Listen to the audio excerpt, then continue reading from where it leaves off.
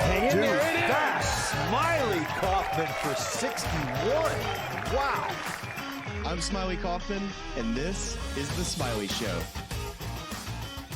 Welcome back to The Smylie Show. If it sounds like I'm straining between my full decibel and somewhere that's around a golf whisper, it's because right behind me in fading daylight, the closing ceremonies of the 50th Walker Cup at Cypress Point are currently happening. The Americans got it done after shaky opening to Saturday. They came through in a big way in singles on both Saturday and Sunday to win. Smylie, I believe the final was 16.5 to 9.5, which is just a half point off my prediction. Well, we're People still forget. kind of waiting for the full tally to come back because I thought it was 17-9 was the tally at the end, but apparently it was 16.5. Nobody knows what happened in that final match. They got to 18, but I assume Medelsky, or that's how you pronounce his last name, won the match.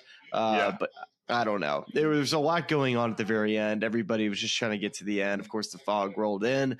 But if you give me extra golf and extra Cypress Point coverage, I'm not going to complain about it. So Cypress Point, like watching fog shots on 16, there's a joy and delight in that. That almost harkens back to when we were here a couple of years ago, and we're here. We've seen Michael Kim and others tweet, "Hey, I know we can't play the final round of the AT&T Pro-Am, but can we just send people out to 7 to hit balls and this win?" Just there's a intrigue factor anytime you can see, of course, Cypress, let alone Cypress, but fog shots on 16 at Cypress. Dude, the place is the best. Hey, did anybody get up and down from my spot on 12 this week? I think it was 12, right? Your spot. I don't think anybody hit it up there. Do I remember? Of course I remember it. I told like 5 people this week about this shot. He's like, yeah, you see that way over there about 60 yards right? Yeah, SK got up and down from there. They should put a little plaque up there where it's like, not only is it your, the 7-iron that you opened up to like punch it out of there, hit like this giant 7 flop, but also just like the heel of your driver that got you up there in the sand. Instead of like a snowman, on the heel. Maybe like a Sandman over there, like my own personal little SK Sandman. There you go. Full logo. Still the best up and down I've ever seen in my life. Absolutely incredible stuff. Nice bird. Nice bird. I got a big shout out to the good people at the USGA and the people at Chomp, it's called the something hospital of Monterey Peninsula, because I'm currently using their first aid tent. Smylie, the marine layer has driven me inside, but I wanted some cypress trees. You can kind of see if you're watching on YouTube. Yeah, you can see it. Some Monterey cypresses back here. I wanted some of the ambiance, but of course the marine layer was going to compromise the integrity of my electrical equipment. So I grabbed some used pizza boxes courtesy of the USGA and Julia Pine, stacked them up here, and hopped in the first aid tent. So pizza sounds kind of nice. Is there actually some slices in there you can like maybe sneak in throughout this deal? I pulled this from the used box, but I'm realizing now that might have been it. I should have got one with like 2 left, so I could have just changed the camera angle. But it's good local pizza here. Yeah, I mean it was, and we're gonna dig into Cypress a little later on in the show because we want to get to Rory winning the Irish Open and implications on the Ryder Cup run for both tournaments happening this weekend. But man, dude, I just left today as the light dimmed out here and the late afternoon fog rolled in. It just was so cool to see this place come to life on television and in person, and how the fairways sort of browned over the week. And we're watching guys really, I thought the creativity of some of these guys and that early, the Sunday foursomes match, Niall Shields-Donegan, Cameron Adams playing against Jay Summey and Michael Assasso in that last group. Ended up winning 2-1, but it actually got close at the end. But I love the shot. Cameron Adams intentionally hit his ball on 12, way right up his target to use a ramp on the side and funnel his ball in where there was an easy makeable birdie putt that Donegan converted and put him up. I think it was 5 up at that point in the match. But I just thought there were so many instances throughout the week of the guys here really, playing the course with creativity in a way that you don't always see at every big modern ballpark. And that's all you can really ask for when you're showcasing a place like Cypress Point Club.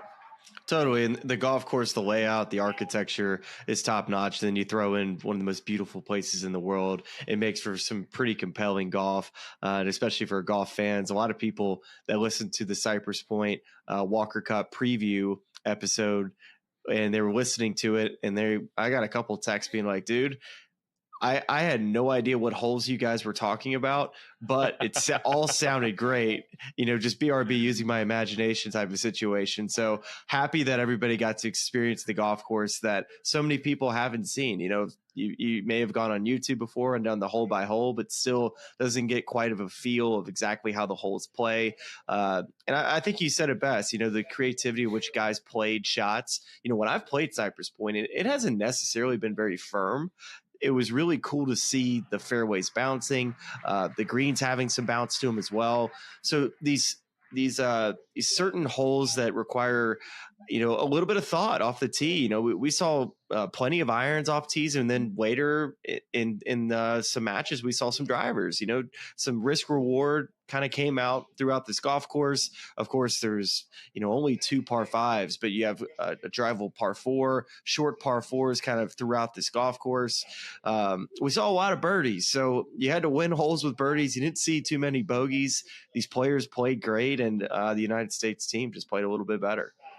Yeah, I mean, it really, the score line was not as close as it felt. I mean, it was just a blowout on the third and final or the fourth and final portion of this competition with Sunday singles. But prior to that, it was right within the grasp for GB and I, and it was. I thought they did a great job, maybe more so than previous years, and keeping this close until that last segment. Yeah, we'll get back into that. I want to talk some Mason Howell. I mean, we need to redraft our 10-year teams. I got to get Mason Howell on my 10-year team alongside Miles Russell. This kid has the it factor, Smylie. Oh man, he had two of the biggest moments of the week. Making an albatross. I know this was not during the actual tournament, but made an albatross on the second hole, the par 5 there. You had a great video that you posted out on socials. USGA also caught the video as well. Couldn't see it go in, which is a bummer, but still an incredible shot in the practice trying to make it 2. And then the hole out to win the match, to walk off on the 17th hole. That was this morning, I believe, correct? To win that match. Yes. He was playing with Jacob Medelsky. Is it Medelsky? Medelsky. I need to get that last name right. It's written Medelsky. Yeah, I mean, it's anyone's guess the pronunciation, but yeah, I think that he is a guy, and again, we'll dig into some of the top point getters on each of these teams, some impressive guys even on the GB and I side, and just breaking down the competition at large, because I think it's a really special one. The Rota is so unique, and just the places that this competition takes you. I think the USGA does such a great job with this competition. But let's jump over to the pro side quickly, Smylie, and you're gonna have to fill me in on the happenings here, because not only was I here all week, but it's the DP World Tour is already usually morning viewing for me on the East Coast. On the West Coast, we never even had a chance, despite the protests of my young children who woke up like 4 or 5 times during the night on this trip. We were not fully adjusted. But Rory McIlroy wins the Irish Open at the K Club, eagles the 72nd hole to make it into a playoff, and then beats, I'm going to take a stab at this. You tell me if I'm anywhere close. Joachim Lagergren? Joachim Lagergren. That's what I just heard on, I believe it was Anna Jackson doing the Golf Central. That's the way she pronounces his first name, and then Lagergren, I believe, is how you pronounce his last name. Yeah. So I just want to tee this up with a tweet from Kyle Porter that I love, of just quantifying Rory McIlroy's year. Wins at Pebble, wins Sawgrass in a playoff, wins the Masters at Augusta National playoff, and wins the Irish Open, his home event at the K Club, in a playoff. And really, Kyle's note, outside of Portrush, hard to imagine how it gets any better in terms of an individual year for Rory McIlroy. Just such good stuff from him. Oh, totally.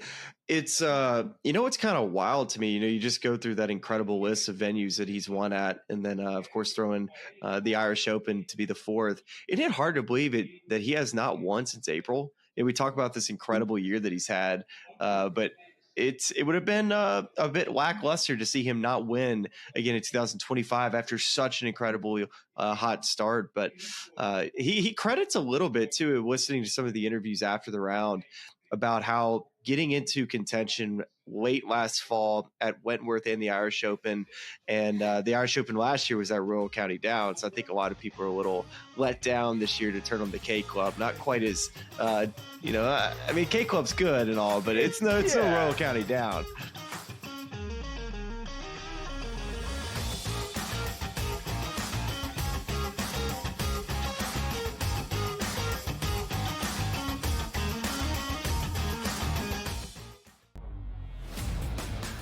I was looking at through my phone at first. I'm like, why is there such a delay? And why are we getting pitch hitters right away? Oh, the pitcher got thrown out for some reason. Maybe he hurt himself. But no, turning out and seeing a brawl was absolutely hilarious to let that one play out. Just the way it is sometimes in baseball. We don't get a lot of good fights and a lot of good brawls and anger, specifically from two teams that aren't going to the playoffs. So good on them for showing that moxie last time. But it's good to see a little bit of a brawl and a little bit of that passion here. The Early Line, only on SportsGrid. You're looking for JJ. You and I already discussed here. Addison's gone for a couple of games here. They don't really have a number 3. Thielen, fine. You do have a nice tight end here. The running game could be solid here. Like I said, I don't think he'll have the least productive season of his career. If the question was how it should have been with the injuries, I might have said yes, because then it would be 88, 1,407. So then I might have said yes.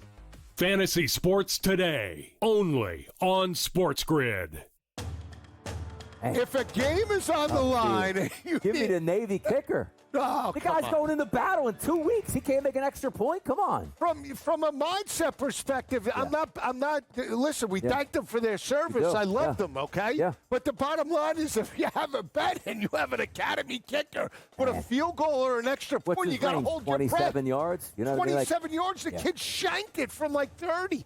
SportsGrid's College Football Today. The reason why I feel like Jared Goff doesn't really enter these MVP conversations. Jared Goff last year was on the team with the best record in football, threw for 4,700 yards, 37 touchdowns, and Tom was never in the race. He was never in the race because we know he's not that guy. Game time decisions, only on SportsGrid.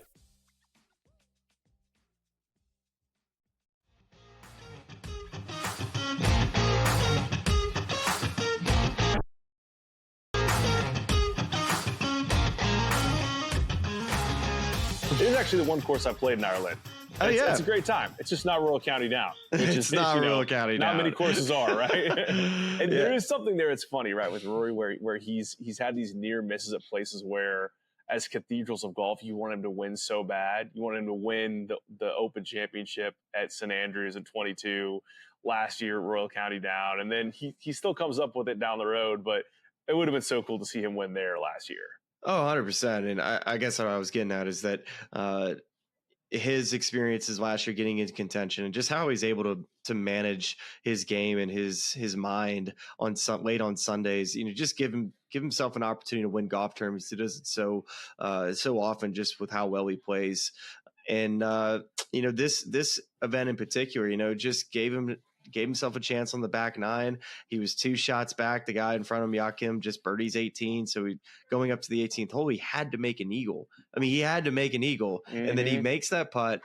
And if you haven't gone and watched all of the highlights and all the videos, do yourself a favor. Go on Twitter, search DP World Tour Irish Open, search Rory McIlroy, and just find every single video angle that you possibly can, because it is awesome. It's probably one of the best crowd pops of the entire year. Just every single person in that place wanted that putt to go in. He was able to do it with authority too. That ball was just rolling in with some speed right in the back of the hole. So did you see the video that Kyle posted with the father and the son?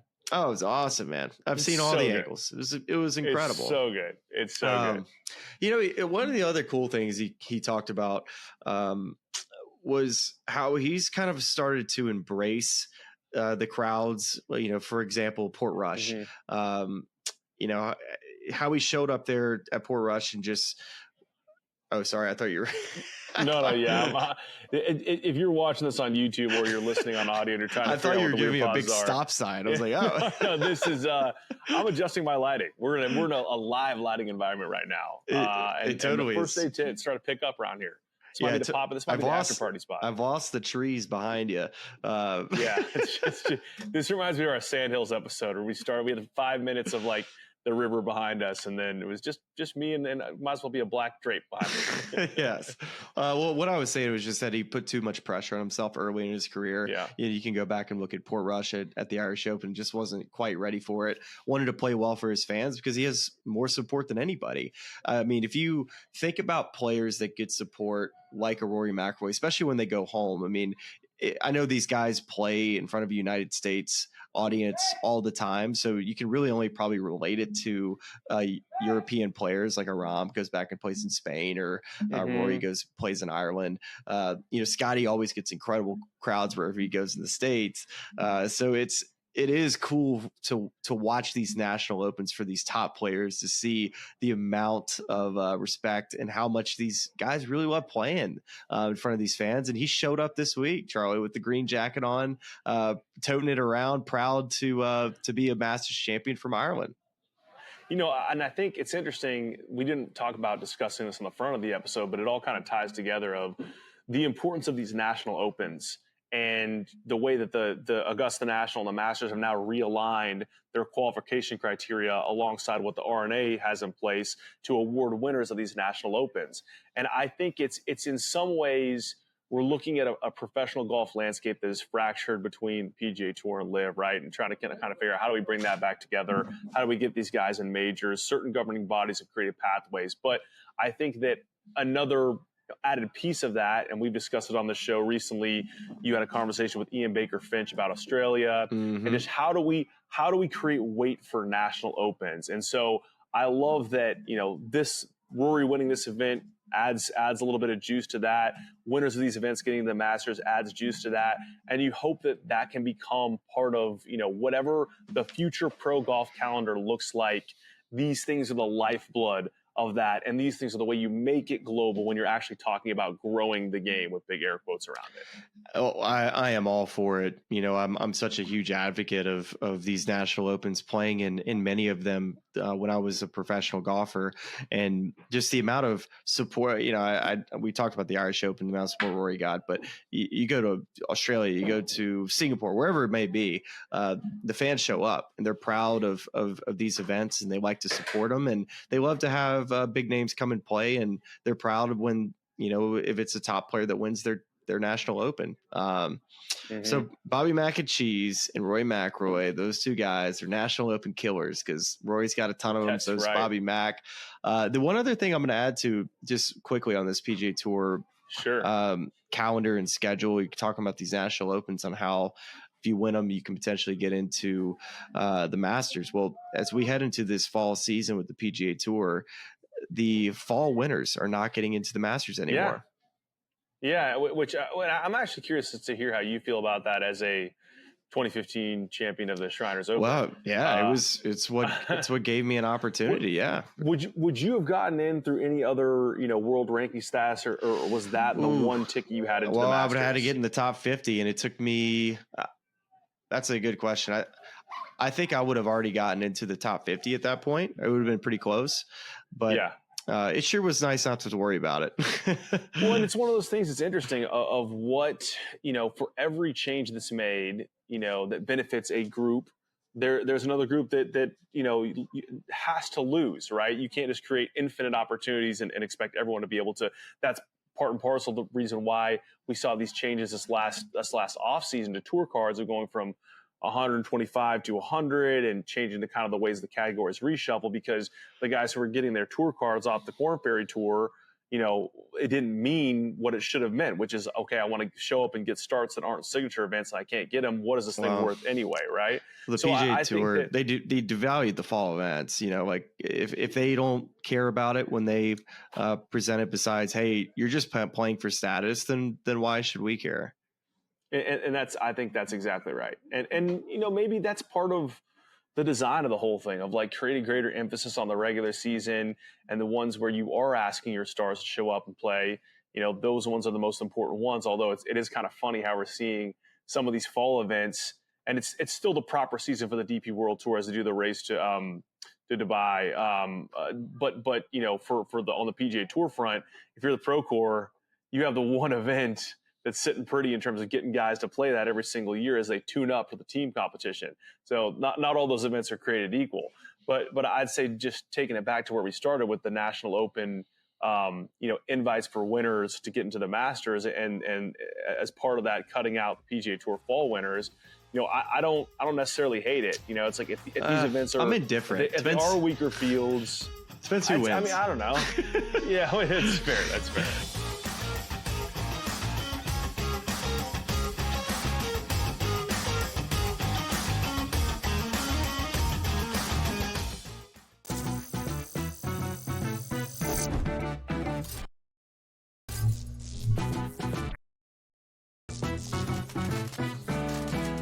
Want to play roulette? Here's a tip. European roulette has a lower house edge than American style. The lower the house edge, the better shot you have at winning. Most online casinos offer European roulette. So, if I were you, I'd get spinning. Now, go get lucky. See you in Las Vegas. Let's get lucky. Like it or not, 18-year-olds dropped with a whole heck of a lot of money in there.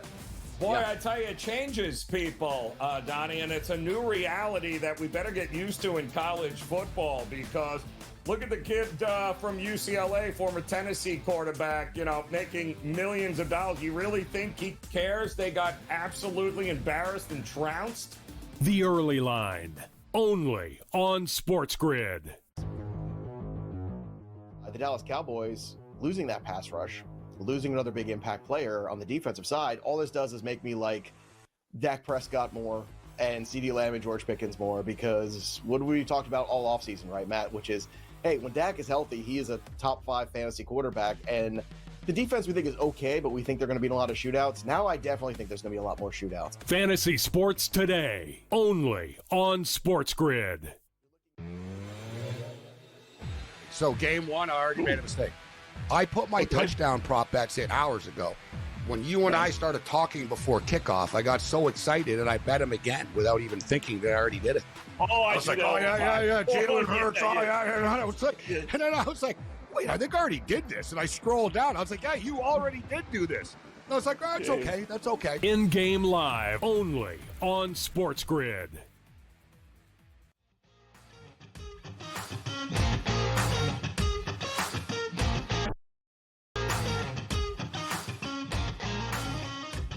Smylie, the Spirit of the Cup Tour is brought to you by Johnny Walker. And here, I've distilled a lot of messaging information. This basically just sounds like a giant Ryder Cup party in New York City with golf activities, which boiled down that way is exactly where I want to be. And you've got is that the blue label right there in your hand? The little JW? Oh, I cannot wait to get home and have a sip of that once I'm back from the West Coast. Yes. Yeah, it is. This party is on the streets around New York City from Wednesday, September 24th to Sunday, September 28th. So you can play golf activities and you can get these little cool cocktail kits. It's open to the public. You can chip your way to glory while sipping signature Johnny Walker cocktails. And also, Smylie, there is merch out now, which is music to my ears as a merch hound. The capsule with Devereaux featuring polos, hats, T-shirts, cardigans, and a crossbody bag. And here's the best part about this whole thing is, as part of Johnny Walker's commitment to progress, proceeds from the Spirit of the Cup merch and cocktail kits, all those sales, they're going to benefit Fairways to Leadership. It's a national nonprofit dedicated to advancing access to leaders and leadership opportunities through golf literacy to build the next generation of diverse leaders, one fairway at a time. So you got to check that out. Johnny Walker, Devereaux, the support they're providing to Fairways to Leadership, and the big party, New York City. So that's all good that. stuff. All good things. All great stuff. And even better, this means we are now talking Ryder Cup. And specifically this week, we're talking about the two events, one on the PGA Tour, one on the DP World Tour, that have stacked fields in the fall. And I just want to start there before we dig into the fields, is I love this trend so much of like making these events. We were debating this on the last show as to whether the European team would travel all the way over there and then come all the way back. And here they are doing it. I think this is one of the coolest things to give fall events some juice on a yearly basis. Why don't you give us just a general outline of the lineups that are showing up to these two events? Yeah, I mean, it boils down very simply. Every European player, except for Sepp Straka, is going to be teeing it up in the BMW PGA Championship this week. And every American player, except for Xander Schauffele and Bryson DeChambeau, is going to be teeing it up in Napa for the Procore Championship. So that's about as good as it gets if you're trying to see these guys tune up for a Ryder Cup. So Bryson was on property yesterday at Cypress Point, watching a little bit of the Walker Cup. So do you want to take a guess where he was? I know Bryson is obviously from that general area in California, Northern California. Yeah. So is he coming up for Napa? Is he going to go hang with the guys for a couple of days? Is that kind of because he's not playing in the Pro Course? So as a proud Clovis West Golden Eagle, Bryson actually is a rival high school of mine, Clovis East in the Central Valley. So he is definitely local to this area. He is, it could be to visit those guys, could be to check in on the Walker Cups. It's a cool event, a place he played a ton when he was in Amherst. He got invited out a lot. Could be, we haven't talked about it much on this show, but he's got that huge project that he's working on in the Central Valley where he's trying to develop a bunch of golf facilities and educational facilities for kids, where I grew up, which I think is a super cool project. So it could be a little bit of everything. I bet he shows up to Napa. I bet he does. I bet he's there for at least a couple of days. Cool. Maybe just doing trick shots in the Napa house, That feels like an influencer happy section of the world where they're happy to comp Bryson's stay, give him a nice bottle of wine in exchange for some trick shots over the vineyard. So look out for that, I guess. Did you catch any of the Bentley stuff that he was doing? Everybody was you didn't catch any of it? No Bentley. I'm not caught any of the Bentley You stuff. haven't seen like the stuff that he's been doing on like this trick shot, like in his house. There's a car parked in his house. And No. I've seen like the visuals of it, but this is all happened in the last week, correct? Yeah. He like made the shot, and apparently, I guess somebody wins a Bentley. I'm not really exactly sure. I never quite got to the details, but I guess there was the server crashed apparently when everybody had to log on to see if they were going to win the Bentley. So my buddies' group text, they were like, "This is ridiculous." They're trying to get a Bentley. I'm like, you don't want to pay the tax on that part. Golly, we should have entered that. We should have entered a Bentley competition. That would have been sick. Yeah. Anyways, it could have been a car Bentley. Okay. Question for you. Okay. All right. So I know that contractually that, a lot of LIV players have to wear their gear pretty much anytime they play golf tournaments. Does he own anything other than a Navy Crusher shirt? Because I was a little surprised that maybe not just see like a casual, red, white, or navy hoodie or something that you wear out to Cyprus. So I got to ask maybe Bryson next time I see him if he owns anything other than that shirt. Look, I understand given your obligations, what you can and can't talk about in the show. For me, it's like, hey, Reebok, I know you just signed this big new deal where you're doing these cool shoes and merch for him. Like, does it have to? I had the same thought. Could it have been something that was a more subtle Reebok hoodie, something of that nature, where that was very much like I'm like Steve Jobs, and I only have a bunch of black shirts in my wardrobe. Or Mark Zuckerberg, it's just a closet full of Navy Crushers polos, and that's it.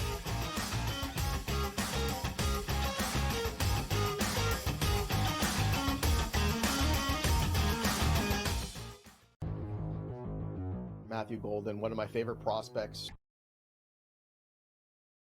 coming out of Texas. He had an incredible game against Arizona last year in the college football playoffs. Just, big touchdown after big touchdown, big moment after big moment. I loved him all year. And I was a little, skeptical at first, like, okay, well, it's kind of a crowded wide receiver room. And guess what? It's getting less crowded because everybody's hurt in Green Bay. Matthew Golden is the truth. He's the only guy healthy enough to play. Fantasy Sports Today, only on SportsGrid. At the moment, you will not be able to do a bet on the television set. However, Emily made it very clear that's what we ultimately want to do. And we may do it sooner than later, where you will be able to put a sports bet on the service through your smart TV set with your remote control or with your voice, especially if a service like Alexa Plus, which is scheduled to go on Amazon Fire TV sets and other smart TV sets, actually happens. Newswire, only on SportsGrid. The sharpest football contest show in the land, the Las Vegas Football Contest Show, focuses on Circus Sports Million, Circus Survivor, and the Westgate Super Contest, handicapping the games and releasing our contest picks every week of the season.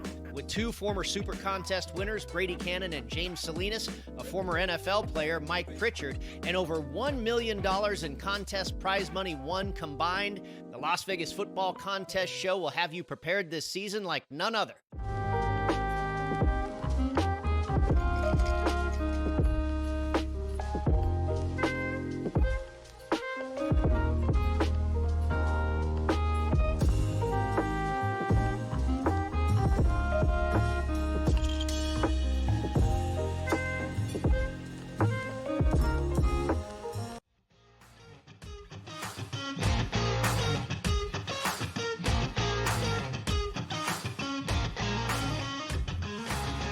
it's a good place. You know, you're going to be on TV, just a more exposure for the Crushers brand. I understand that play, but also you could wear maybe the crew neck version of that, you know, just the red, white, and blue crew neck version of the Crusher. I don't know. I'm just wondering, was that the time and place to get full golf outfit mode to go watch guys play golf? You're saying we need to expand the Crusher's range, the Crusher's capsule. This is very topic. This is very topical in a segment that is talking about Johnny Walker. I feel like it needs to be talked about. The capsule needs to be stretched a little bit further, is what you're telling me. Yeah, no, I thought that was quite funny. It was cool to see him here, though. I mean, I think 100%. Yeah, love it. Well, and so even without him playing this week, I mean, what are you, BMW and Procore, like, what are the storylines for you where, I guess storyline one is, does Bryson just pop up unannounced with sunglasses on with sipping a glass of red while following around Justin Thomas, something like that? But what is storyline two in each of these places where you're trying to say, these are guys I would really like to see if they're continuing to do something they've done really well, maybe like a Cameron Young continuing to putt well, or they're working on something that I felt like needed some shoring up at the end of the season. Well, my first storyline is Xander Schauffele not playing. That was a player I was kind of looking forward to seeing compete, because he did make the Tour Championship, as everybody recalls. So he's even further away from his last start when he shows up to the Ryder Cup. It's going to be a full month before Xander plays a competitive round again. Maybe there's a prior commitment. Doubt that you'll see him play the week before, knowing I don't even know what the week after Napa is. Is it Jackson? I don't think he's shown up in Jackson the week before. So that's a bit of a surprise, Charlie, not to see Xander playing.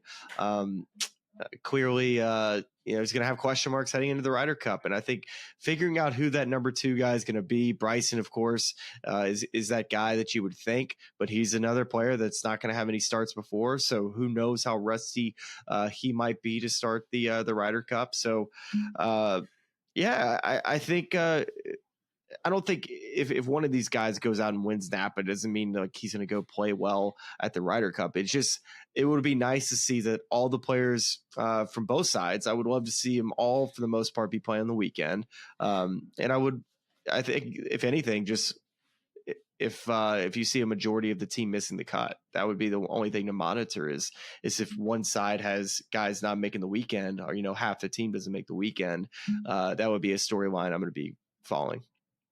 Yeah, if Xander shows up next week at the Country Club of Jackson, it's because someone got him a tee time, because that event does not happen until after the Ryder Cup. So this was his last chance. Gotcha. It was his last chance to tune Is there up. there's not a tournament next after Napa? No. Yeah, nothing between then and the Ryder Cup. It's interesting. I mean, I would have thought, and only Xander knows as to what the thing is that's going to make him feel the best about the state of his game, given that he did have an off year and he didn't make it to the place, East Lake, that's been happy hunting for him for a number of years now. And so that's it. Just maybe he feels like he wants to go grind on a certain aspect of his short game or swing or whatever else, and get prepped that way. But it's curious. And I wonder, and even on the European side, I think they have both Luke Donald and two assistants playing. I think Francesco or Eduardo Molinari. Yeah, you said it was Francesco and Alex Noren. Yeah, Keegan's not playing, and Gary Woodland is playing. Kiz is not playing. Webb Simpson's not playing. So that just kind of monitoring that, but the entire team is going to be over at the United States side. So it's going to be a good week for them to. Just kind of get ready for Ryder Cup, because I'm sure there's going to be a lot of conversations about the golf course, the week, the events, just kind of getting their minds right for what to expect on how to prepare the week after Napa, and then showing up to New York early in the week with Ryder Cup and winning the Ryder Cup on their mind. Yeah, without a doubt. So all interesting things to pay attention to, and I seeing how they group some of these guys together. I know at the BMW, I guess Rome was 2 years ago now. The pods were, a lot of the guys we saw in those groupings ended up playing together. Yeah. So just seeing those are always early nice tells. That's a good We're sitting call. here next week. I'm most interested to see who JJ gets paired with. I have this intuition that I feel like him and Morikawa somehow are going to get paired up in all of this. So I'd be interested to see if those two get paired together. add Napa. So that would be two guys. Really, those two guys work out, and then throw in JT because I still have no idea who JT's going to play with. Yeah, it's going to be very interesting, Smylie. But we'll have more data to kind of break down after this next week. It's getting late here at Cypress, and we've got probably, I don't know, another 10 to 15 minutes in the show. Do you want to do some Walker Cup breakdown before we head on out? Let's do it, buddy. Let's do it. Let's do it. Where should we begin? What's the best place for me to start? Kind of running through the vibes today, or guys that I like this week. How about this? Let's do leading point getters this week to get going. So we had on the American side, Jackson Koiven and Jay Summey both earned 3 points playing on 4 sessions. And then Mason Howell was your third leading point getter, 2.5 points in only 3 sessions. And then on the GB&I side, Connor Graham, 2.5 points, was the leading point getter out of 4 sessions, plays at Texas Tech. This is a guy you might remember was the youngest to ever play in the Walker Cup on the GB&I side at St. Andrews in 2023, now 18. And then Luke Poulter and Charlie Forster both earned 2 points apiece. Poulter, of course, plays for Florida, and Charlie plays for Long Beach State University. So, it's kind of interesting to I think part of this we talked about on the front end was which one of these guys or which group of these guys are we putting a pin in and coming back 2 years down the road who sees become a superstar. And for me, Mason Howell's got the X factor, man. I mean, I know we kind of opened up a little bit on this, but I think he has everything it takes to become a star. Yeah, so I would say that Jackson Koiven was my MVP, but I hear you on Mason Howell. I love what he brings to the game. He brings just an athletic dude. When you look at the guy, he's tall, hits it a long way, has moxie about him, just seems way more mature than what his age is. Seems like he's been in college for a couple of years. And he's not even there yet. So I'm with you on Mason Howell, but Jackson Koiven he's the leader of this team. He's the player that they all look up to as far as being the guy to go out first in every one of these matches. Already got his PGA Tour card through the accelerated program. Won all the awards his freshman year, and what he was able to do this week was pretty impressive. I was not surprised at what he did, but from all the pros I talked to about Jackson Koiven and just word around the street from the caddies and other players is that this kid is a real deal. He's good enough to obviously, what you've seen in his last 3 PGA Tour starts, finishing in the top 20, top 25, pretty much every single time. Just goes to show his game not only is good at the top level of amateur golf, but he's good enough right now to make a career on the PGA Tour. Yeah, I ran into our boy Kelland out here. He's falling around Tommy Morrison. KC. And we were talking about Jackson, of course, has his tour card already. Mason Howell, before he even enters college, I think has either 8 or 9 of the points he needs via accelerated towards his tour card, and multiple opportunities before then to add more points to that tally. So it's amazing, both the development of these pipelines through programs like this, of just how many. I don't know if it's just because the program is creating more opportunities, we're seeing these guys more, or if the quality of the player is actually improving. Maybe you can kind of speak to that, given where you felt like you were kind of coming out of the junior ranks when you came out and what that looks like now. But it just feels like so many of these guys have games suited to high-level golf at younger ages. And, watching Mason hoop it from fairway 2, make 2s on 15 and 16 to close out his first match and singles, and then holes out on 17. It's like, that is stuff that you don't see from every average 18-year-old, even if they're amongst the America's best. Dude, Mason Howell, he birdied 16 in both of his singles matches. Just incredible, man. And then a hole out at 17. He checked off just about every single box, Mason did, which is just makes for just an unforgettable week for Mason. But I would say the other aspect I kind of want to bring up too, another player that's probably going to be not talked about a ton in all this, but in playing his 5th Walker Cup, Stuart Hagestad.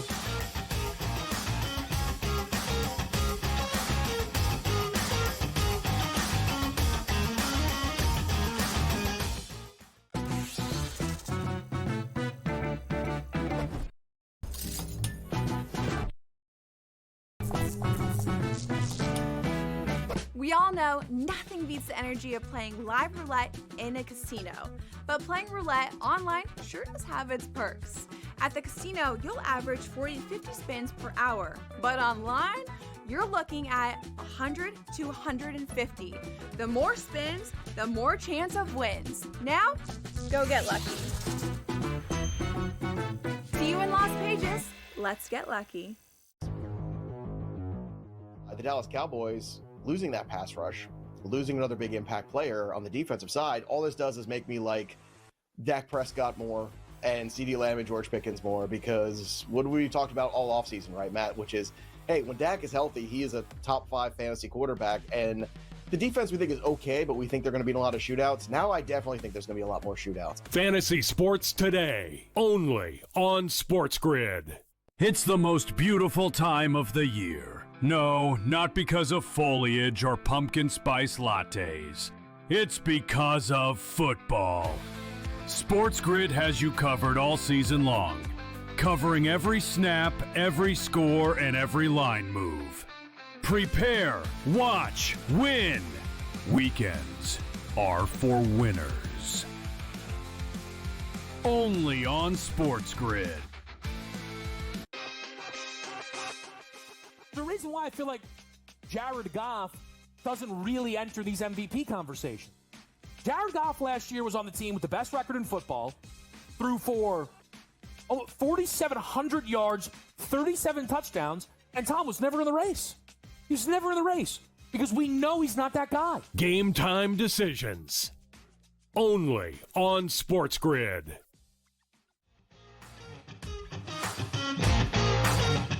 And I wanted to see Koivu, Hulme, and Hagestad, just kind of where they stacked up stroke play. I know you're kind of given some putts, so you kind of have to take it a little bit with a grain of salt and just the singles aspect. So like Koivu in his Saturday singles, he was 3 under.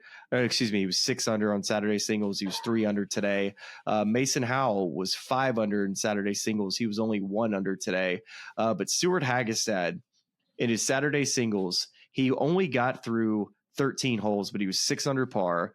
And then today he won on the 15th hole and he was 5 under par. So he was 11 under par and he still had, 8 holes of golf left to play. So just nobody was beating Stuart Hagestad in singles this week, apparently, because that is some incredible golf. So probably an MVP for, especially with all the experience that he has in this, when you have a mid-am that can play to that level, because you have to have one mid-am play in the Walker Cup on each spot. And you have somebody like him, it's like, this guy's obviously good enough to play pro golf. And luckily for the United States team, for the Walker Cup standpoint, he's their ace in the hole. Yeah. I mean, he's been so solid. And it's a guy like that is, that can bring not only experience, but experience and results. Just his record, I think 7-1 now, and singles, which is amongst the greats in the history of the competition. I mean, it's truly crazy stuff. Nathan Smith's actually a good example. The captain for this United States Walker Cup team. He won 5 mid-ams. It's probably the best comparison in the modern age of mid-am golf of the best mid-am players to play the game. That have at least been in our generation. Yeah, I just think, and to me, it was really cool to see a place like this come to life. I know we talked about this off the top of the show, but just bringing it back, and I don't know if there's other parts of this you want to expand on, or of drone shots you saw this week, or just visuals of this is, and there was a little bit of a kerfluffle earlier today when there's an exception taken to a putt that wasn't given. And just the reactions were pretty unilateral from both sides of like, hey, that's not behavior that we're going to tolerate at this type of competition. Can you talk to me about kerfluffle again? Can you run that word back? I've never heard that word before. The word or the situation? Just the word, just both. Actually, yeah. Give me the your a kerfluffle. I'd probably define as like a pillow fight of a skirmish.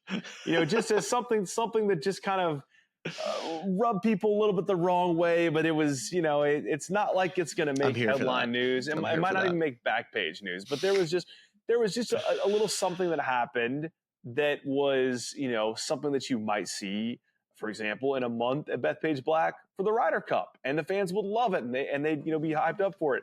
the response this got was not maybe what was expected given the situation. And I think that look, some people are going to listen to me say this. They're going to poo-poo, we like the changing face of golf and the people we're inviting in. And I think that has a time and place too. And I think it's great. But I do love the way that this competition has this level of like sanctity and this amazing rota of courses and these custodians who really treat it with care and make sure its values are upheld. And yeah, it might be a little bit wonky and that the competition is lopsided in some ways and not so in others. It's like, why would you not lump in additional nations to make this thing more competitive? Well, it's because this is how it was started, and this is the tradition, this is the history. And even if the United States of America are gonna, win in singles almost every time, the foursomes format, the all-shot format being close gives it some sort of character. So I love that this competition has been run the way it has by the USGA, that it's found clubs like Cypress and Seminole and going to La Hinch next year and was just at St. Andrews, the old course, like that there are places like that are like, yes, we want to have you here. And in doing so, we're going to expose the world to a golf setting that they don't normally get access to. That is super, super cool. 100%. I got a couple things for you. So you mentioned the venues and you just talked about where they've been. And I figured we have to tell everybody where they're going. And they wanted to get back on an even calendar. I'm not sure exactly what the reasoning is for that. I know it's COVID, but they just want to get back on an even calendar. Yeah. Okay. Yeah, I think that's what it was down to. They just want to get back on even years. So Walker Cup and USGA, big even guys, not an odd people. Maybe part of it's like to get off of the Ryder Cup schedule, which I don't know if that helps more or less. Just having it be, who knows? We're just guessing at this point. So La Hinch in 26. So people just get your start getting your tickets. All right. So La Hinch in 26, Bannon Dunes in 28. They're going to Prince's Golf Club, which I'm not super familiar with. I believe that's in England somewhere in 2030, 2032 in Oakmont, 34. That venue is not set yet. Chicago Golf Club in 2036. So when we're in our mid 40s, approaching 50, we're going to have to do a little Chi-Town trip. And then in 2044, I believe I read, we're going to Pine Valley. So at that point, 20 years from now, I'm going to be in my early 50s and probably gonna have to make that one too. Gonna have to go tell Fran, hey, 22 years from now, wherever it is, 2019 years, however it is. I think Charlie and I are gonna have to go to the Pine Valley. We'll play like from the senior, the up tees, and we'll try to break Buddy Marucci's birdie or better at every hole at Pine Valley, or eagle or better at every hole at Pine Valley. Retweet the up tees. It's going to be a sick video. Like I don't know if it'll be on YouTube now or whatever's in the future. AI. Yeah. What do you got for me? So I had future venues for you. And then the other thing was just generally talking about the format. You brought up how the singles play obviously was the overwhelming deciding factor of this Walker Cup at Cypress Point, with the United States team basically just dominating in every single session. But when you look at just the points and how this format is determined, it is so heavily weighted in singles because the GB&I outscored the USA 5-3. So they did better in the team format. But when you have 8 matches on Saturday singles in the afternoon and then 10 in the afternoon on Sunday, it's tough because the United States side is always going to be a deeper roster, more highly ranked. And yes, it's maybe a home course advantage, or it's you'll have more fans cheering for you, a little bit more momentum. It still shouldn't feel like an overwhelming factor, but in singles play, when it's just 1v1 and it's not an awkward format, it feels like tie kind of goes to the runner when it goes to looking at the United States depth versus the GB&I team, which I think arguably you could say, hey, this thing would be way, way closer if we included the rest of Europe in all this. Then it's like apples to oranges now. It's like way more like the Ryder Cup, where you have the Ludvig Åbergs of the world, right, that come from Sweden, that would be playing in these Walker Cups.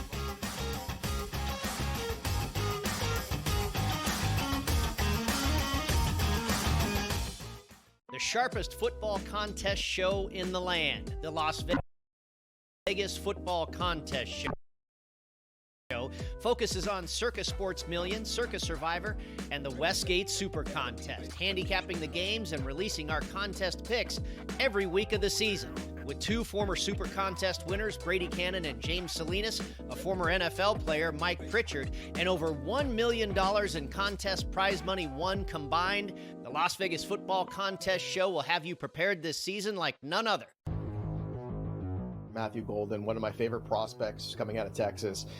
He had an incredible game against Arizona last year in the college football playoffs. Just, big touchdown after big touchdown, big moment after big moment.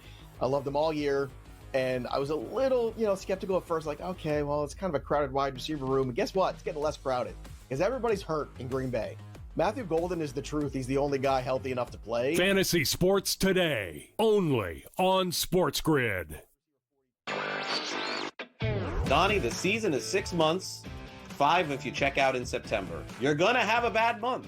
The Yankees had a horrible month. That is true. But beyond that, their regular season looks okay. They're going to win their 90 games or maybe a little bit more and get to the postseason. What is everybody freaking out about? Everybody freaks out. It's the Yankee tax and the Yankee fan tax as well, where every single season you enter into the equation going like, it's championship or bust. Newswire, only on SportsGrid. Remember these names: AZ Fudd, Olivia Miles, Lauren Betts. Depending on who wins that lottery, that's going to depend on who goes one. If Washington wins, it's Fudd. She's from the area. If Dallas wins, they're going to bring Fudd to play with, obviously, Paige. If Minnesota wins, I think they go Miles with the point. If Seattle wins, they go with Miles, and the same thing with Chicago. Betting above the rim, only on SportsGrid.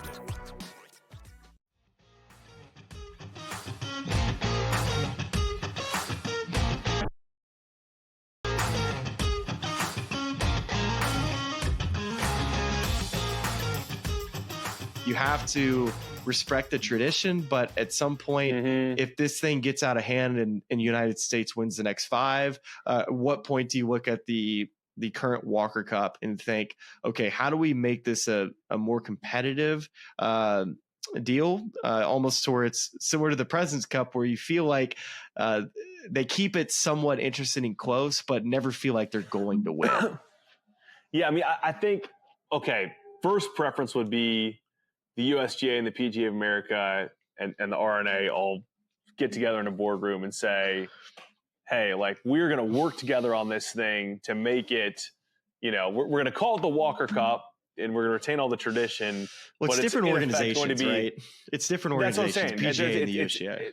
If the USGA and the PGA of America were able to get together and say, hey, we're going to make the Walker Cup basically the Junior Ryder Cup with Walker Cup branding. I think that's the best case scenario for the competition. Well, they already do it, It's like they already have the Junior Ryder Cup. That's the problem.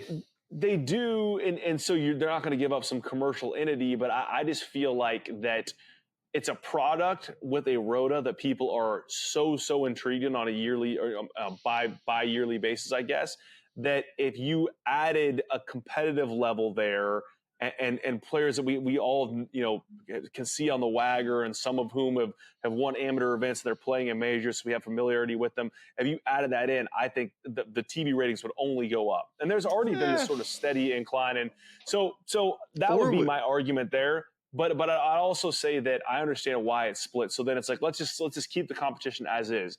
I'd look at that like Saturday afternoon session and say either do a 4-ball session or just do 3 foursome sessions.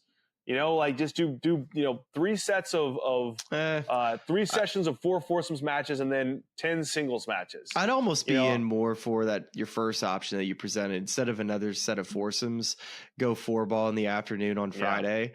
To where, I still love everybody playing singles in the afternoon on Sunday, which is of course similar to the Ryder Cup. Yeah. But if you throw in just another curveball of team play versus you want to get everybody out there playing because it's only 2 days and you don't want to have anybody sitting both sessions on any given day. So maybe that's the reasoning why with the singles. But I mean, this is obviously something that Yeah, that we can talk about. But the GBNI, they've gone on runs before. They've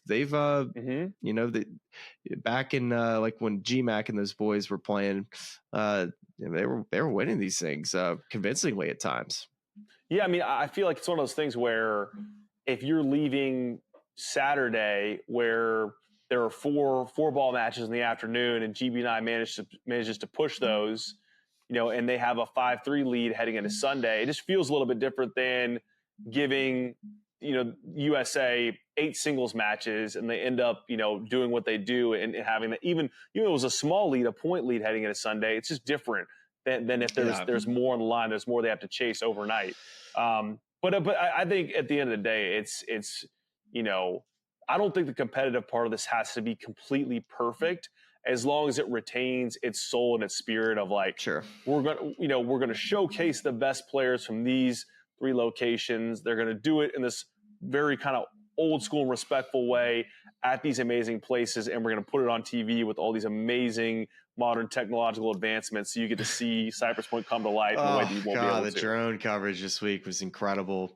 And I guess what I'm looking for from future Walker Cups is I want to see future stars from the GBNI side.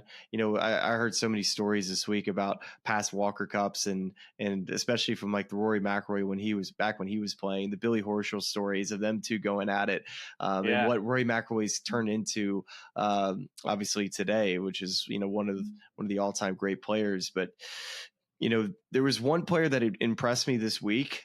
He wasn't necessarily the longest player, but I loved his golf swing. I think it's a golf swing that's going to really hold up for quite some time. It just seems like something that isn't going to get too off. And that was Connor Graham. You already mentioned him. He was the leading point getter for this team. Luke Poulter underwhelmed a little bit. I thought he had to be a player that had to go even more than 2 points that you mentioned. I say underwhelmed. He was going up against Mason Howell, I believe, in both matches.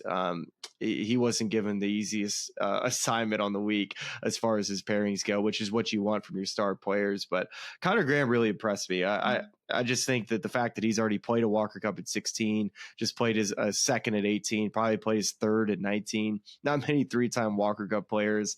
A player that also was he was also at the top of the board with stroke play with Preston Stout at Olympic Club this year. So obviously somebody who's got a ton of confidence, plays over at Texas Tech. So look out for Connor Graham. I think that's a player that caught my eye from that side.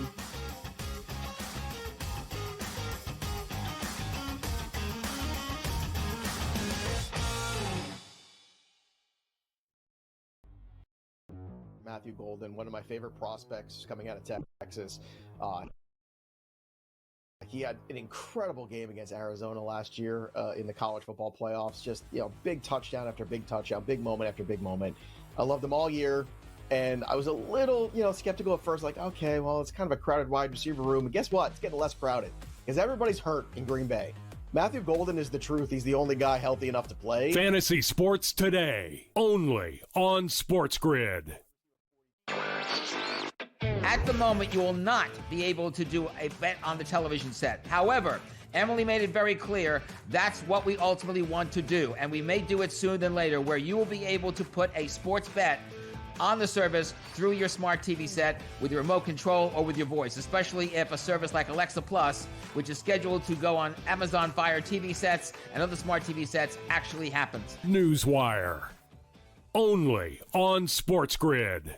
The sharpest football contest show in the land, the Las Vegas Football Contest Show, focuses on Circa Sports Million, Circa Survivor, and the Westgate Super Contest, handicapping the games and releasing our contest picks every week of the season. With 2 former Super Contest winners, Brady Cannon and James Salinas, a former NFL player, Mike Pritchard, and over $1 million in contest prize money won combined, the Las Vegas Football Contest Show will have you prepared this season like none other.